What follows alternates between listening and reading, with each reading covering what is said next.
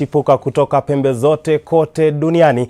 Langu jina ni Clifford Ndubi. Michael Maithia ndiye mfasiri wa matangazo haya kwa lugha ya ishara. Mtazamaji, hebu kwanza tupate vipasho.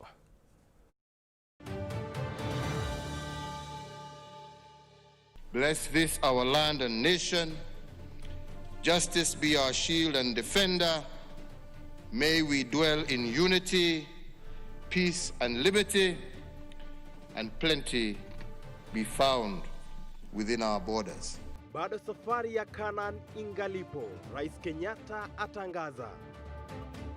Pale polisi ya Kabati tu nilipewa fidhila, hakuna kitu kingine niliona, walinipea, hawashughuliki, hawajaniuliza swali lolote. Mwanamke mmoja achomwa na maji moto kwenye sehemu za siri katika eneo bunge la Kandara. They appear to be motivated in part because the president doesn't like to lose and never admits loss. Demokrasia imo hatarini. Obama azungumzia uchaguzi wa Marekani. Karibu sana mtazamaji, kumbuka fuatilia matangazo haya kwenye mitandao ya kijamii @Switch TV Kenya, @_Clifford_KE, kwenye mtandao wa Facebook ni Switch TV Kenya, kwenye tovuti yetu maridadi ya www.switchtv.ke. Moja kwa moja tunapeperusha matangazo haya. Sasa tuingie kwenye taarifa ya Rais Uhuru Kenyatta, ambaye kwa sasa hivi mtazamaji, Rais Uhuru Kenyatta yupo kwenye maktaba ya kitaifa kwa uzinduzi maalum. Hebu sasa tupate taarifa hizo kwa njia ya moja kwa moja kwa hisani ya KBC.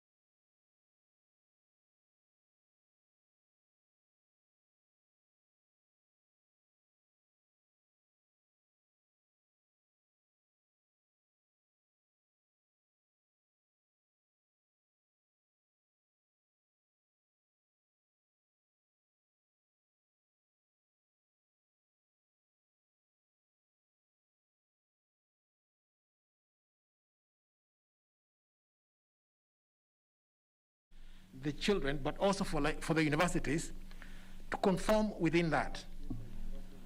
So, Your Excellency, to give the full story, and I don't want to make it long, as you're told, we worked this project with architect Mariah Kariuki, and I would like to ask him, Your Excellency, with your permission, just to give a more detailed report on this.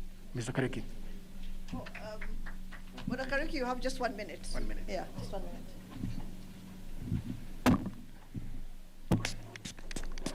Your Excellency, the President, Honorable CSs, PSs present, Member of Parliament, all protocols observed because of time. Good afternoon. I just want to expound 1 minute that what we have designed here, Your Excellency, is a monument for the Kenyan people. The drums, Your Excellency, represent the unity of nation called Kenya. All African traditions, societies had drums, Your Excellency. They use them for various uses: repository, storage, calling people together, dancing, performance, bringing people together. So, Your Excellency, when we did visit all over the world, we realized that libraries are cultural buildings. And this is a cultural building that we have given the Kenyan people, where we are proud of bringing Kenyans together using the symbol of the drum. And lastly, Your Excellency, we are very proud that This cultural building has been done and designed by Kenyans, constructed by Kenyans, and it means that, Your Excellency, Kenyans are capable. Let us give them a chance. Thank you, Your Excellency. Thank you very much. Your Excellency, it gives me great pleasure to welcome you to the Kenya National Library Services headquarters. The completion of this project is the result of exceptional dedication under your leadership and from yourself to deliver on our collective commitment to provide a state-of-the-art public repository of information and knowledge for the people of our country. Your Excellency, though we spent many nights here during the past 12 months, racing against your targeted completion dates because you gave us a deadline to complete this, and we're very grateful that we had that deadline because it allowed us to work very, very quickly. We also had a lot of support, Your Excellency, from our head of public service, Dr. Joseph Kinyua. Every time we went to him for support, he was ready to offer it and gave the right directives to everybody who needed to give us the resources that we needed to complete this building.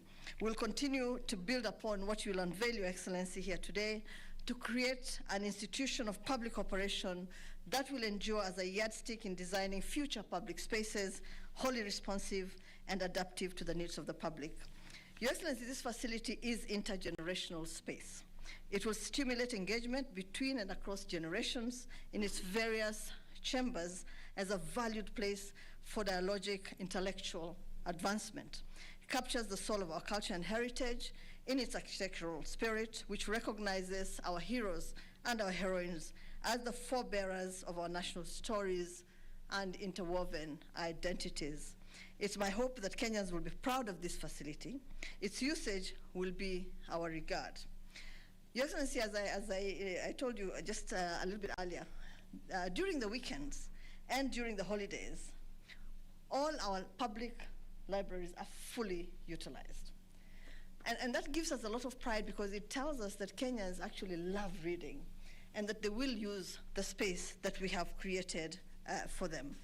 I hope, Your Excellency, that we can, as I conclude, that we can rely on your support as we build similar structures across our beloved country. Your Excellency, it's now my honor, my privilege and pleasure to invite you to deliver your address. Thank you. Please be up. Thanks, Amina. Please be seated. Thank you. Good afternoon, ladies and gentlemen. And let me say how happy I am this afternoon to be here presiding over the official opening of the new Maktaba Kuu building, which houses Kenya's National Library. I believe this marks an important milestone for us, but also for future generations who stand to benefit from our continued commitment to knowledge and information sharing.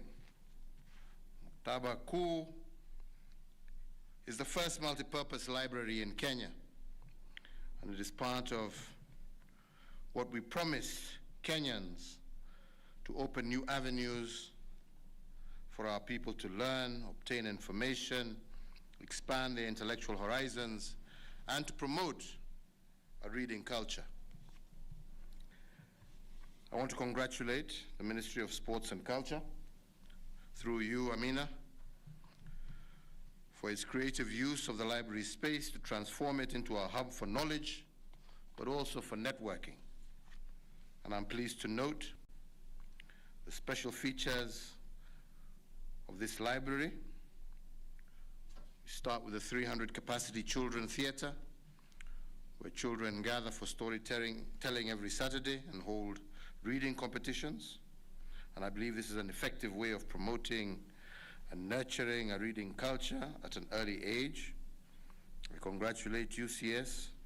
I understand that every last Saturday you're also here encouraging our children to read. Hongera, pongezi kwako. But there's also the 50 capacity senior citizen section, which provides newspapers and periodicals and acts as a meeting point for fellow senior citizens who I will be joining shortly to network. This excellent approach, I believe, will ensure that our retirees remain intellectually active and engaged and continue to contribute to nation building.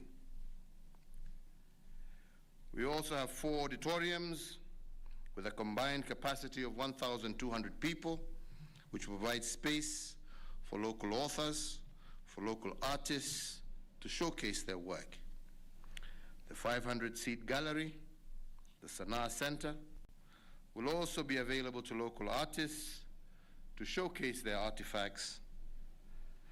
And soon after the opening of the library, I am assured that a group of Kisii sculptors who I met when I was in Kisii for Mashujaa Day will be the first group to showcase their work at this impressive building. I'm pleased to note that some of the pieces which I've just seen are being showcased today. We also have the section for persons living with disabilities, where books and other materials are available in different formats, from Braille, audiobooks, and large print books. Ladies and gentlemen, legend has it that Abdul Qasim Ismail, who lived AD 938 to 995, and who became the Grand Vizier of Persia, was an avid reader and was so enthralled with literature and learning that he never left home without his personal library. The 400-camel caravan carried 117,000 books and was more than a mile long. Today we have come a long way since then, and while our thirst for learning and reading has not abated, we can now easily access more than the 117,000 books through a simple tablet or computer. In this context, an important part of this library project is to ensure that all Kenyans, wherever they are, have access to reading materials.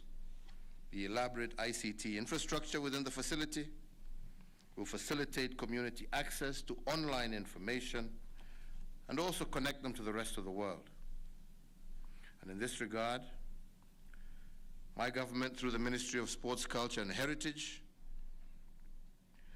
and the Sports, Arts and Social Development Fund, is going to implement a 2-year Kenya shillings 250 million project that is focused on establishing the Kenya National Library Services virtual library facility.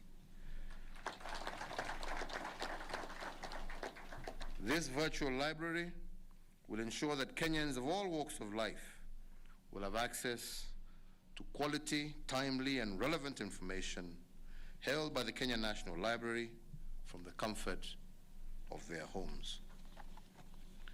The virtual library, which we intend to launch by June of next year, will have a capacity for 15 million publications, and the first phase will digitize 800,000 books, periodicals, research papers, and government publications, and it will also contain 600,000 e-books, which are currently accessible offline through the e-readers across 63 Kenya National Library Service branches countrywide.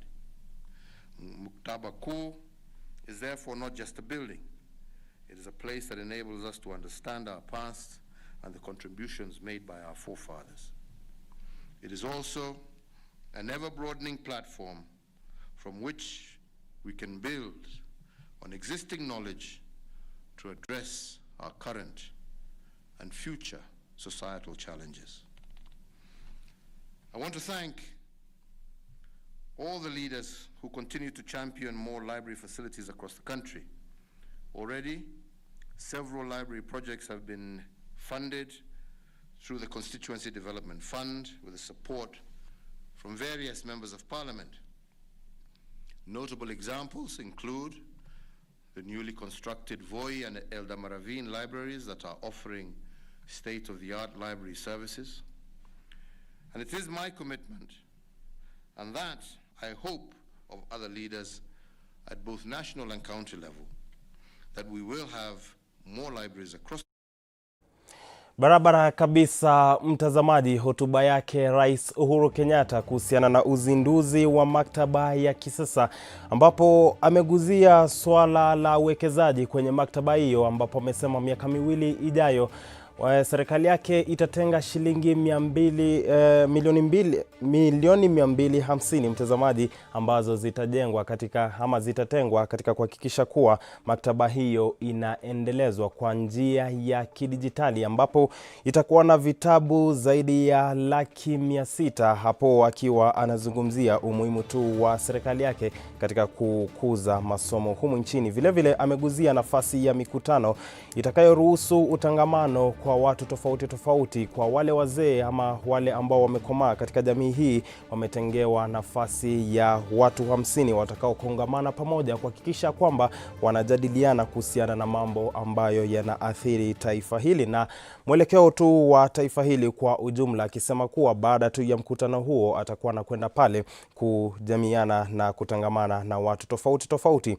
Amesema vile vile ameguzia swala la vizazi vyetu ambavyo vitanufaika kwa njia moja ama nyingine katika kusoma, na ni nafasi tu ambayo wanajaribu kukuza mtazamaji, kuhakikisha kuwa Wakenya wanasoma sana. Dakika ni 16 baada ya saa 7 mchana. Awamu hiyo ya kwanza imetamatika hivyo kupitia hotuba hiyo ya Rais Uhuru Kenyatta. Tuende kwenye mapumziko, tutarejea na taarifa zaidi.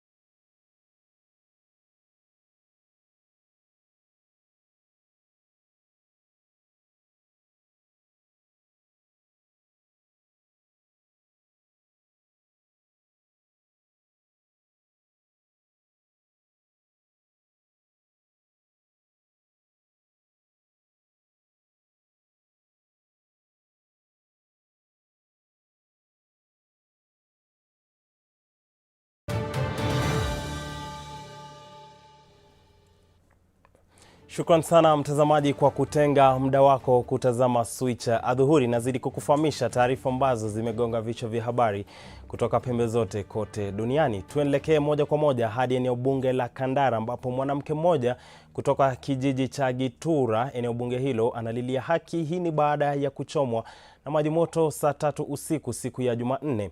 Inasemekana sio mara moja mwanamke huyo amedhulumiwa, na kama anavyoarifu mwariri wetu Frederick Mwitiriri, mara ya kwanza alidhulumiwa na kuachwa bila kufidiwa.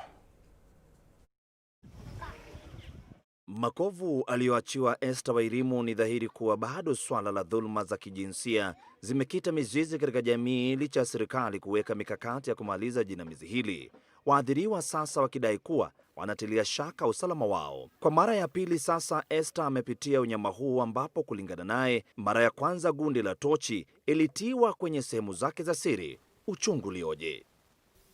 Last time nilikuwa nimewekwa bet ya radio na nikafungwa na super glue huku jia mkojo. Bet bado imepona tena, niko na ingine kwa mgongo. Sasa nashindwa venye tu ninaendelea na maisha juu maisha yangu iko kwa hatari. Na safari hii ni maji moto aliyomwagiwa kwenye mgongo wake, ambalo limewaacha wakazi wa eneo hili na maswali mengi. Anadai kuwa huenda familia moja ambayo ni jirani wao na ambao wamekuwa wakimhangaisha huenda wamemtendea unyama huu. Saa 2:30 hivi nikaenda kutoa ile nguo kwa kamba ndio nipeleke kwa nyumba isinyeshewe. Nikasikia nikasikia uchungu sana kwa mgongo. Hata nikashindwa na kutembea, nikaanguka tu. Nikapiga nduru. Wanangu na watoto wangu wakatoka kwa nyumba, wakakuja kuniuliza nini. Vile tu alinitoa nguo, blouse yenye nilikuwa nimevaa. Akaniambia ni kweli uko na kidoda. Lakini akaniambia nikaa kitu imekuchoma. Ni hali ambayo imemwacha na vidonda na makovu mwilini wake, lakini sio hayo tu. Esther analaumu maafisa wa usalama akisema aliripoti mara ya kwanza lakini wamezembea kumkamata mshukiwa. Venye tu niliripoti pale kwa polisi Kabati, polisi ya Kabati tu nilipewa pidhira, hakuna kitu kingine niliona. Walinipea, hawashughuliki, hawajaniuliza swali lolote. Kwa sasa Esther na familia yake wanaomba wahisani kujitokeza na kuwasaidia. Nikiripotia Switch TV, mimi ni Frederick Mwitiriri. Safi, shukran sana mkuu wa kitengo. Papo hapo mbunge wa Kandara amemtembelea mama huyo na hii hapa kauli yake.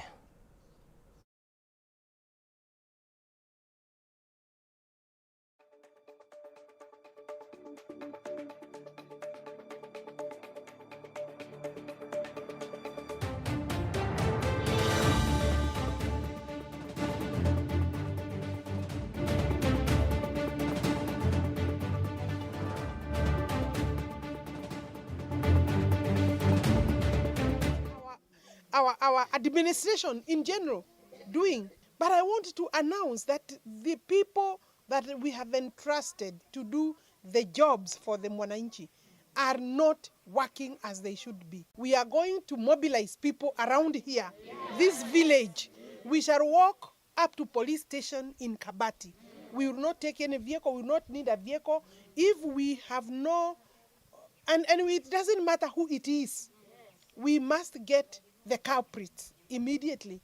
And therefore, I do not agree that anybody should be arrested for failure to wear a mask. Some people cannot afford 50 shillings. If you are unwell and maybe you are going to hospital every day, you cannot afford a mask because a mask is going for about 50 bob, correct? And therefore, if I'm going to be able to buy medicine, we'll be able to buy food, I don't have transport, and now I have to buy a mask every day. Some of these regulations are not pro people. Taarifa hiyo mtazamaji inakata maini kweli kweli, manake haieleweki ni kwa nini uje uweke gundi katika sehemu za siri za mtu bana. Wakati mwingine kuwa na ustaarabu tu kidogo na maisha yasonge kwa utaratibu. Kwingineko, Waliopewa kandarasi za kutengeneza madawati mapya chini ya mpango wa kufufua uchumi kwenye kaunti ya Kilifi sasa watalazimika kuharakisha utendakazi wao ama wapokonywe madawati hayo. Mwanahabari wetu David Kagina ameangazia taarifa hii. Madawati 16,300 ambayo yanapaswa kutumika kwenye shule za msingi na zile za upili kwenye kaunti ya Kilifi yanapaswa kuwa tayari kwa matumizi ifikapo mwisho wa juma lijalo. Kwa mujibu wa kamati ya kaunti ndogo ambazo zilitwikwa majukumu ya kusimamia na kukagua kaunti hizo. Kamishna wa kaunti ya Kilifi Bwana Kutso Olaka ameelekeza shule kupokea tu madawati ambayo yamefikia viwango vilivyokuwa kwenye kandarasi, huku akiwaonya wote ambao walipewa kandarasi hizo kuwa iwapo hawatatekeleza hili basi watalazimika kurudia kazi hiyo kwa gharama yao. Hadi kufikia sasa wanakandarasi wawili wamepoteza kandarasi zao baada ya kazi zao kuonekana kuwa mbovu. Kwa hivyo hiyo kazi yao kuanzia leo imepewa watu wengine, ndio wiki ijayo tuwe tumemalizana na hii kazi. Na tunasema kwamba ikifikako wiki ijayo desk zote za secondary na primary katika kaunti ya Kilifi zitakuwa zimemalizika na kupeanwa kwa mashule yote. Waziri wa elimu kwenye kaunti hiyo Bi Eunice Haemba ni kati ya waliozuru karakana ambazo dawati hizo zilikuwa zikitengenezewa. Kila sub-county ilipewa 15 primary schools na kila shule inapata desks 70 kwa primary schools. So kati ya hiyo 70 kwa 15 schools per sub-county in 9 sub-counties, you can do the totals. Now, secondary schools tulikuwa na minimum of 15, lakini tukawa na hali ya kwamba kuna sub-counties zingine ambazo ziko na shule chache za public schools. Kwa hivyo ikabidi kwamba zile zenye zilikuwa over tukaredistribute kwa sub-counties zingine. Serikali inatarajiwa kutumia bilioni 61.56 kutengeneza madawati 70 kwa shule za msingi 135 zilizochaguliwa na madawati mengine 50 kwa shule zote za sekondari kwenye kaunti ya Kilifi. David Kagina, Switch, Adhuhuri. Shukran Kagina kwa taarifa hiyo. Kwingineko, serikali imetangaza kuwa mikakati thabiti itawekwa ili kukabili ugonjwa wa pneumonia. Ripoti inaonyesha idadi kubwa ya watoto ambao hufariki kila mwaka kwa ugonjwa huo, kwani kufikia sasa watoto 90,000 wameripotiwa kuaga dunia. Akizungumza katika hospitali ya rufaa ya Kiambu, Katibu wa Wizara ya Afya Daktari Mercy Mwangangi ameeleza haja ya ugonjwa huo kuchukuliwa kama janga la COVID-19, kwani dalili ni sawia na virusi hivyo, kwani ni tishio kwa Wakenya hususan watoto.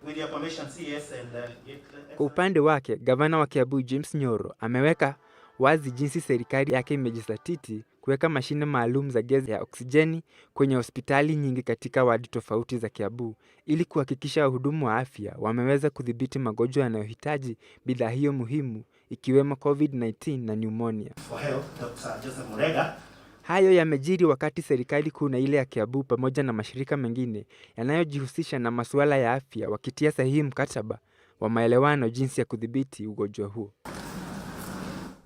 Hatimaye, mtazamaji, wakazi wa eneo la Amhara kaskazini mwa Ethiopia inayopakana na Tigray wanasema wako tayari kusaidia vikosi husika katika mzozo wao na kikosi cha ukombozi cha watu wa Tigray TPLF.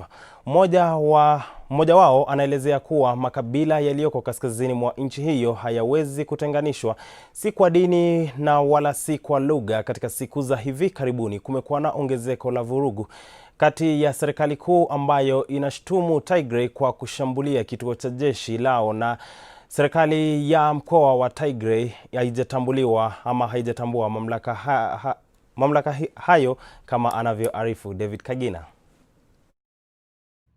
Waziri Mkuu wa Ethiopia Abiy Ahmed amechukua nafasi ya mkuu wa kijeshi, huku wanajeshi wengi wakiripotiwa kujeruhiwa katika mzozo wa siku 5 katika mkoa wa kaskazini mwa Tigray. Mshindi wa tuzo ya amani pia ametaka jamii ya kimataifa ielewe operesheni ya kijeshi iliyoanzishwa wiki iliyopita dhidi ya chama tawala cha Tigray ambacho ameshtumu akipania kuleta utulivu nchini. Kuna karibu wanamgambo 200 katika eneo hili. Sisi sote tumejiandaa na tayari. Jeshi letu linalinda taifa letu na kudumisha umoja. Wakati tulikuwa tunaishi kwa amani pamoja, TPLF walishambulia jeshi letu la ulinzi. Tuliumizwa na hilo na watu wetu waliuawa. Mashambulizi kadhaa ya angani yamefanyika ambayo hapo awali Abiy alisema yalikuwa yakilenga wanajeshi. Kikosi cha anga kwa sasa kinashambulia maeneo yaliyochaguliwa katika mkoa huo. Imekuwa ni vigumu kudhibitisha ripoti kutoka kwa eneo hilo kutokana na kukatizwa kwa mawasiliano. Jamii zetu zimeunganishwa. Tumekuwa tukikaa pamoja kwa muda mrefu sana. Huwezi kututenganisha, sio kwa dini, sio kwa lugha. Watu wengi wanaoishi katika maeneo haya ni Wakristo wa Orthodox. Kwenye barabara kaskazini mwa mkoa wa Amhara nchini Ethiopia, magari ya wagonjwa yameonekana mara kwa mara yakiwasafirisha wapiganaji waliojeruhiwa kwenda hospitalini. Katika mji wa Sanja, wanajeshi 98 wa serikali wametibiwa na majeraha ya risasi. Ripoti za wanajeshi waliofariki na waliojeruhiwa zimepatikana katika siku za hivi karibuni huko Amhara, ambapo mhudumu wa afya amethibitisha watu 3 walifariki na 35 wametibiwa. Wakazi wa Tigray ni kama kaka na dada, pia baba zetu na mama zetu. Tumeolewa kwa kila mmoja na jamaa. Tigray ni familia yetu na serikali haina mgogoro wowote na watu wa Tigray. Ugomvi umeongezeka baada ya Tigray kufanya uchaguzi wake mnamo Septemba ili kupinga serikali ya Abiy ambayo iliamua kuahirisha uchaguzi wa kitaifa kwa sababu ya janga la corona. So dakta kabisa mtazamaji, 31 dakika hizo zimekatika baada ya saa 7 mchana. Kauli zenu haraka na upesi. Paul Maina Ribbon anasema kuwa anatazama Switch TV. Emmanuel Simiyu kutoka Kyoto vile vile anatazama.